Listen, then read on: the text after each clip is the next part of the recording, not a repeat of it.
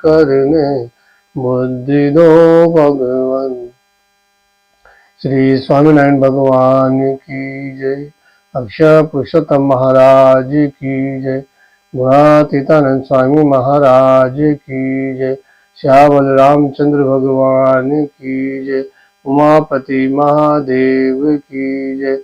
राधा कृष्ण देव की जय।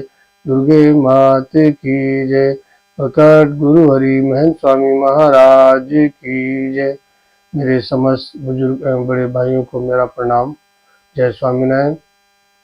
बच्चों को मेरा आशीर्वाद। जैसा कि अभी तक आपने नीलकंठ वर्णी और घनश्याम महाराज की पूर्व कथाएं सुनी, इससे पहले कि आज्ञा पालन में अपने प्रथम से पार्ट 1 आपने सुना, इसके आगे का पार्ट 2 मैं आपको प्रचारित कर रहा हूं।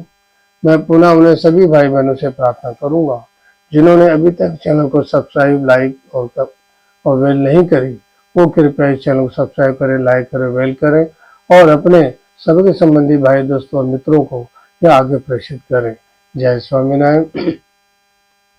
जैसे कि आज्ञा पालन में पहले जो 2 पत्र लिखे गए थे, नीलकंठ वर्णी द्वारा और मुक्तानंद स्वामी द्वारा जो पत्र लिखे गए थे और रामानंद स्वामी जी के पास पहुंचाए गए थे, अब आगे उसे क्रमशः जब दोनों पत्र मायाराम भट्ट जी मुक्तानंद स्वामी और नीलकंठ वर्णी के पत्र लेकर रामानंद स्वामी के पास पहुंचे तो रामानंद स्वामी जी ने उन पत्रों को पढ़ा और उसके उत्तर में जवाब दिया।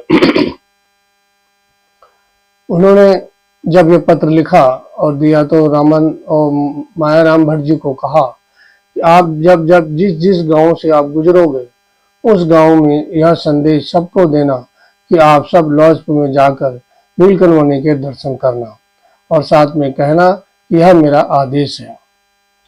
नीलकंठ वर्णी जी ने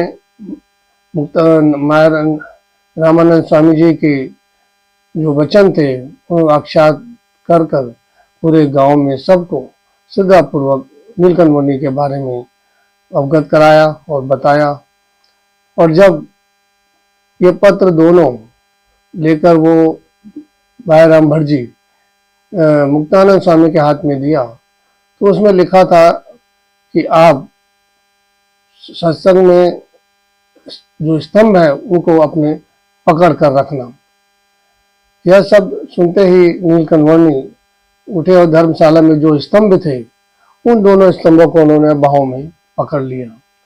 यह देखकर मुक्तानंद स्वामी हंसने लगे और विस्मित होकर कहने लगे कि रामानंद स्वामी जी का कहने का भावार्थ यह नहीं है कि आप इन खंभों को पकड़ो। उन्होंने कहा कि सत्संग के समान जो स्तंभ हैं आप उनकी आज्ञा में रहकर जीवन पद उनका ध्येय करना। गुरु के वचन को सुनकर नीलकंठ वर्णी की अपार श्रद्धा को देखकर सभी लोग विस्मित हो गए।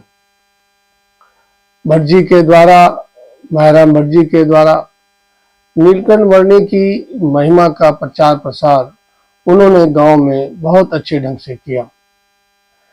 लॉजपुर जाते समय मायाराम भट्ट एक शेखावट गांव में रुके जहां लाल जी सुधार का गांव पड़ता है और रात को वहां रुके भी।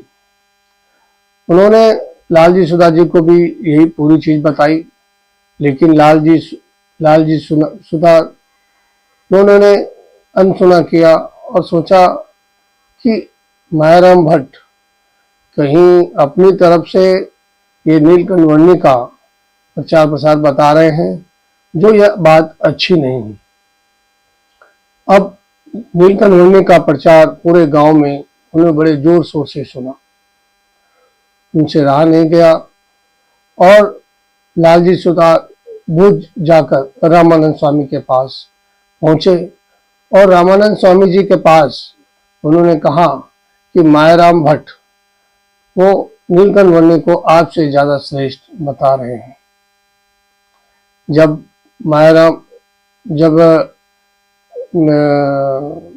लालजी सुधार रामानंद स्वामी जी के पास गए, उन्होंने कहा तो रामानंद स्वामी जी ने कहा क्या आपको यह समाचार नहीं मिला था कि आपको नीलकंठ वर्णी के दर्शन के लिए जाना है और आप वहां न जाकर आप मेरे पास चले आए? क्या आपकी आज्ञा पालन का ये सही उचित ध्येय है? लालजी सुतार डरे और सहमे हुए बोलने लगे कि मायाराम भट्ट जी ने नीलकंठ वर्णी को आपसे ज्यादा श्रेष्ठ बताया। अब रामानंद स्वामी जी कहने लगे कि मैं आपको कैसे बताऊं कि यह श्रेष्ठ है, बस आप इतना जान लो कि मैंने जिस बिल्डिंग की नींव रखी है वो केवल 2 ईंट रखी हैं, बाकी इस नींव के ऊपर पूरा भवन खड़ा करने वाले यह नीलकंठ वर्णी ही है। यह मैं आपको ये बताऊं, ये सब अवतारों के अवतारी हैं। यह सुनते ही लालजी सुतार समझ गए और कहने लगे, अच्छा तो इसका मतलब यह हुआ कि ये पुरुषोत्तम नारायण है। यह सुनते ही वो तुरंत लौसपुर गांव के लिए दौड़ पड़े और नीलकंठ वर्णी से जाकर मिले और उनके चरणों में नतमस्तक हो गए। नीलकंठ वर्णी की अपार बातें जब उन्होंने सुनी और उनकी दिव्यता पूरे चारे गांव में फैली हुई थी, तो यहाँ पर हमने सुना कि नीलकंठ वर्णी जो अध्यात्म है वो यहाँ पर सुनाई गई। इससे आगे की जो कथा है आपको क्रमशः प्रसारित की जाएंगी। मैं पुनः उन सभी भाई बहनों से प्रार्थना करूंगा कि जिन्होंने अभी तक चैनल सब्सक्राइब लाइक नहीं किया, चैनल को सब्सक्राइब करें, लाइक करें और प्रेषित करें, ताकि भगवान स्वामीनारायण की जो बाल लीलाएं हैं, जो कथाएं हैं, वो सबको ज्ञान मिल सके, सबको उसका लाभ मिल सके। शिव दृष्टि से जय स्वामीनारायण।